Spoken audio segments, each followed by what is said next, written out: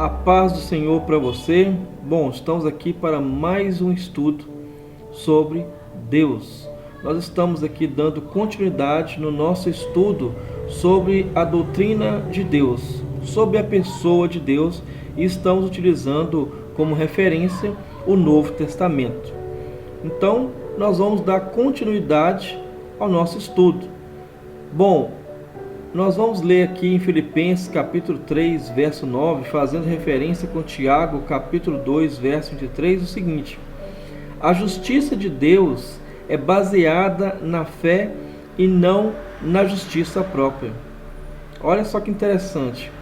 A justiça que Deus requer de nós, a justiça de Deus que ocorre em nós, melhor dizendo, ela não é baseada na nossa própria justiça, não é baseada nos nossos próprios méritos e feitos, mas sim ela é baseada na fé que Deus concede a cada um de nós que confessamos a Jesus como seu Senhor e Salvador. Então isso é fundamental entendermos isso aqui.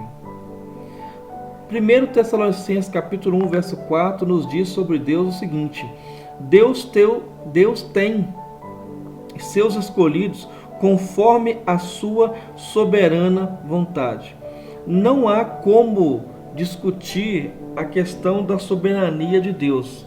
Deus, em sua vontade soberana, ele escolhe e ele realmente decide com quem ele quer trabalhar e o que ele vai estar revelando. Deus não é uma pessoa que faz acepção de pessoas. Não pense que Deus ele escolhe pessoas no quesito de escolher uns por causa da riqueza, por causa da beleza. Não. Deus ele escolhe as pessoas conforme a sua vontade soberana e misteriosa. Deus ele assim aprove fazer, e é assim que ele faz em todas as nações, em todos os lugares da terra, a começar pelo povo de Israel até os confins da terra. Assim é o agir de Deus. Olha só que interessante. Continuando em 1 Tessalonicenses capítulo 5, verso 9, nós vemos o seguinte: Deus não nos destinou para a ira. Isso aqui é muito importante entendermos isso. Isso aqui nos traz uma paz muito grande. Deus não nos destinou para a ira. É o que nós vemos em 1 Tessalonicenses capítulo 5, verso 9. Mas para a salvação através de Jesus. Portanto, o desejo de Deus não é que nós venhamos a ser realmente destruídos numa ira, mas o desejo de Deus, o desejo da criação de Deus é que nós venhamos realmente ter a salvação. E essa, como nós temos a revelação através de Jesus, realmente a salvação através do sacrifício de Cristo. Olha só que beleza. Em 2 Tessalonicenses, capítulo 1, verso 5, fazendo referência com Tiago, capítulo 1 também, verso 20, diz assim: o juízo de Deus é reto, portanto não precisamos temer que Deus irá falhar em seu julgamento. Bom, se você até hoje tinha alguma dúvida com relação à justiça de Deus, a partir de hoje seja liberto pelo poder da palavra do Evangelho de Deus. O juízo que Deus vai fazer não é um juízo igual o do homem. O juízo que Deus executa é um juízo perfeito. O julgamento que Deus realiza é um julgamento perfeito, sem falha. Não é o mesmo julgamento dos juízes aqui da terra.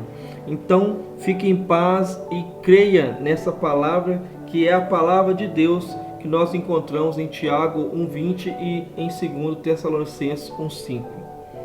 Dando continuidade, em 1 Timóteo, capítulo 1, 17, fazendo referência também com 1 Timóteo, capítulo 2, verso 5, diz algo maravilhoso: Deus é o Rei eterno. Deus, ele é único. Deus, ele é o único digno de glória e honra.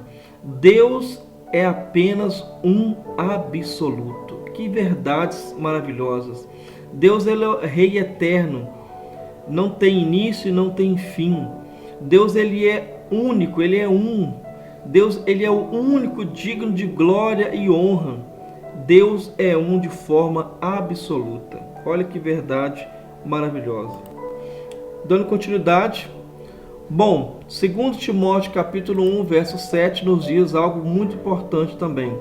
Deus nos deu espírito de poder, de amor e de moderação. Isso aqui não é para apenas alguns, é para todo aquele que confessar Jesus Cristo. Toda pessoa que confessa Jesus Cristo, Deus lhe concede espírito de poder. Poder para quê? Para poder destruir as pessoas, para poder abusar, humilhar as pessoas? Não. Poder para poder vencer as obras da carne. Poder para poder vencer as obras de Satanás, as tentações.